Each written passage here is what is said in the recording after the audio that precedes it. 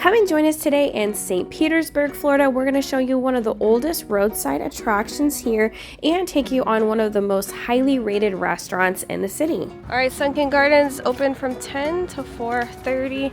I honestly have no idea what to expect, so we'll see what it's like in here. It's historic Sunken Gardens in St. Petersburg. And a big thank you to Sunken Gardens for having us out. You can buy a day ticket or even season passes here, and they gave us some koi food so we can feed the fish later. All right, so they give you a map. We're gonna explore here. They have exotic birds. There's a waterfall, low pond, coconut grove. Okay, the bamboo reminds me of Royal Pacific. It's funny, it's pretty. Some plants may be poisonous. Oh no. Yeah, look at that little tiny bridge. I know, how cute. That's pretty. At least there's some shade. It smells good in here too. Yeah. I know, look at the bridge, Pumpkin. Isn't that adorbs? Look how small that is compared to her. It's funny. It talks about the plants and stuff here. I don't know how to say that. Spanish shawl from Mexico. I got some plants from Central America. Oh, so cute. They have a little bench over here if you want to have like a little picnic. Yeah, enjoy a snack. Pumpkin's taking some pictures. We'll get into the history here in a minute on the gardens, but it is beautiful, lots of shade, lots of little waterfalls all throughout. And there's over 50,000 different tropical plants from all over the world, which is really neat. It was really hot being summer, but I think it would be perfect to come here in the other seasons. There's live oak from Virginia, February 1977. Oh yeah, they are. There's red and blue, pretty ones. There's a amphitheater history center that way. So it's a retirement community. Those things. They were donated by their owners who could no longer care for them. And they're domesticated. Because most of them Outlive. their owner. Yeah. They have a few areas with different parrots, macaws. We're going to show the flamingos up here, as well as turtles and tortoises and koi. So where the flamingo grove is, you'll find the history center, which was really neat because we actually didn't know anything about the gardens. The property itself is about 4 acres. I would say you would need about 30 to 45 minutes to walk it. My favorite. That one's down there just hanging out. Oh, pretty. Look, they're doing like a call. They're like, you and Buddy Boy, get off me. You touched me, Mom. Mom.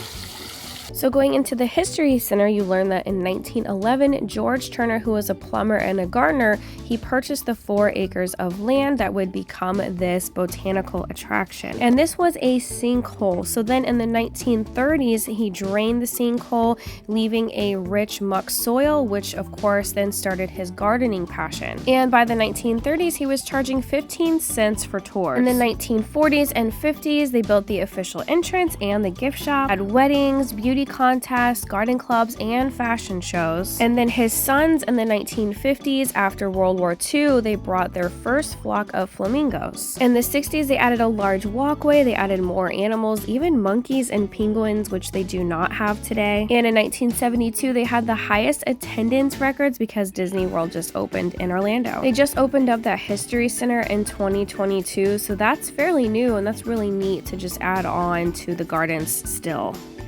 More macaws? The macaw, the greatest pilot ever saw.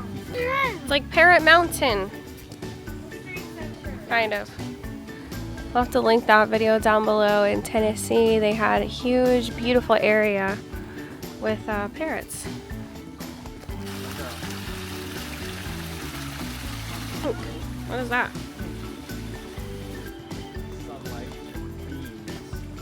Oh, it's a wedding lawn tradition. They got married in 1955. Yeah, 1955. They have like a little photo op over there too. Let's avoid the direct sunlight.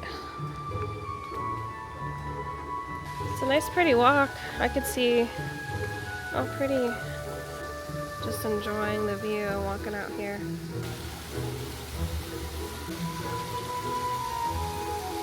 That's not a duck though. Oh.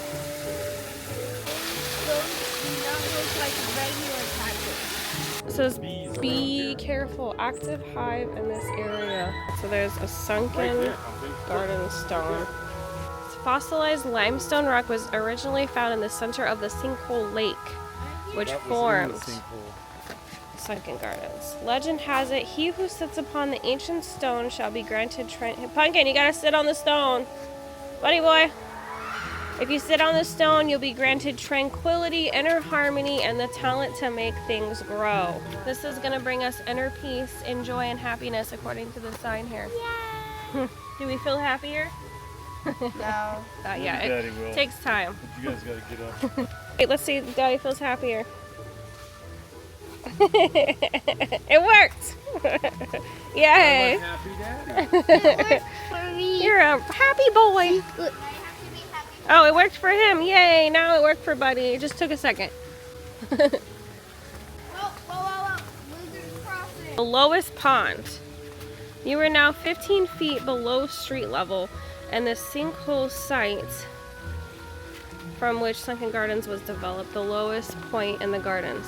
Oh, that's pretty cool. There is a little spider web.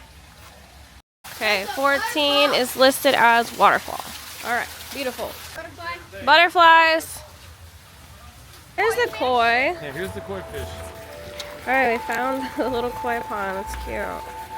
So we originally came to St. Petersburg because we have the video on the VR, Sandbox VR that we did, so this was a nice stop along the way. It's really neat just being part of Florida's history and how it's been around for over 100 years. Look, watch this. I'm gonna throw all of this. Okay. Whee! Look how pretty. They're so pretty. I'll give you some. Oh, Like 2. okay. Thanks, bub. You can feed 2 of them. Ooh, I like the orange. Ooh, that white and orange is pretty too. Whee! They're happy. Good job. Thanks. I'm an expert koi fish feeder. They gave you quite a bit for $2. Good job, bub. They have a lifespan of 30 to 50 years, but some have been reported over 100 years old. That's pretty cool. That's cute. I like all the flamingo merch. Flamingo birthday candles, flamingo glasses. They have a couple of shirts. What? Put your key in there and close it. That's neat. I like that. It's a cute little gift shop. Also in the same building as Sunken Gardens is a children's museum, so I thought that was interesting. Maybe one of these days we can come back and check that out. I peeked into this window and it had different reptiles and animals inside these aquariums, and on the other side was a huge playground. I didn't want to film it because there were kids in there, but it looked really fun. Since we had been in St. Petersburg for quite a few hours, I wanted to make sure that we stopped and ate somewhere, and this is our very first time in the city. So I did some Google searches on some of the best restaurants, especially with taking kids, and Doc Ford's was one that kept popping up. It's right along the St. Pete Pier, so you'll see lots of boats, you'll see a little playground, and you do have to pay to park, which was kind of a bummer, but it was only like $2. Rick and I love having seafood when we can. We don't buy it often at home because it can be quite expensive eating all the time, but if you want to pause to read, they have a huge menu. We are trying one of the appetizers, but they have seafood tacos, flatbreads, different sandwiches, a shellfish bar, salads. I'm trying the panko fried shrimp. They have salmon, baby back ribs, and they have good kid options too, which I was happy with because, you know, sometimes they can be picky eaters. So the kids get quesadillas, hot dogs, grilled cheese, chicken fingers, fish fingers, pizza, mac and cheese, pasta, and fried shrimp. Yeah, they cut them off and they fry them up. All right, we got our crab cakes here. They're pan-fried crab cakes. It comes with Jamaican coleslaw, a key lime butter sauce was what that is right there. They look wonderful. Alright, the kids got mac and cheese and fruit. They had like a nice fruit bowl, so he picked that, so that's good. And then Vanessa got the chicken tenders with the fries and ranch. All right, I got the orange ginger shrimp right here. It's basically sautéed in orange juice, ginger, and some mild peppers. Or red peppers. I call them mild peppers, but red pepper. And it's served on top of coconut rice, jasmine rice.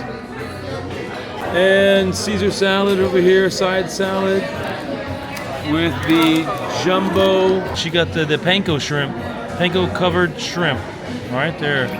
Has coleslaw as well. These are like huge chunks of shrimp. It's big. And his looks really good too. It's like a ginger sauce. It is good. Okay. The crab cake's really good too. I think all of it's delicious. Got a tiny bit of kick, not much. Okay. We've got our bread pudding here. It's actually a chocolate bread pudding. They make it here in-house. It's a milk chocolate custard with chocolate and caramel sauce with some vanilla ice cream right there. And the kids' meals come with an ice cream sandwich, so that's why we only got the one dessert. But the food itself, everything was really good. I wouldn't say it's the best seafood restaurant we've been to, but everything was delicious. It came out nice, hot, and fresh. I liked all the different flavor combinations. Some of the entrees were about $25, so be aware of that. But I would definitely go back for that bread pudding. I think that was the highlight. Like I said, it was our first time at St. Petersburg. Let us know if you have any recommendations or if you've been and have any suggestions of what to do if we do come back. I also want to take a trip to St. Augustine sometime with the kids. I think that would be really fun. We haven't been for a very long time there. We love exploring outside the theme parks. Even though our theme parks are our happy place, it's nice to discover new places. And if you subscribe for my videos on the channel, so subscribe. Click either of these two videos next, the top one being that Sandbox VR, which is really close to Sunken Gardens, and the bottom one being Parrot Mountain, because it does remind me of this place in Tennessee. It was so beautiful.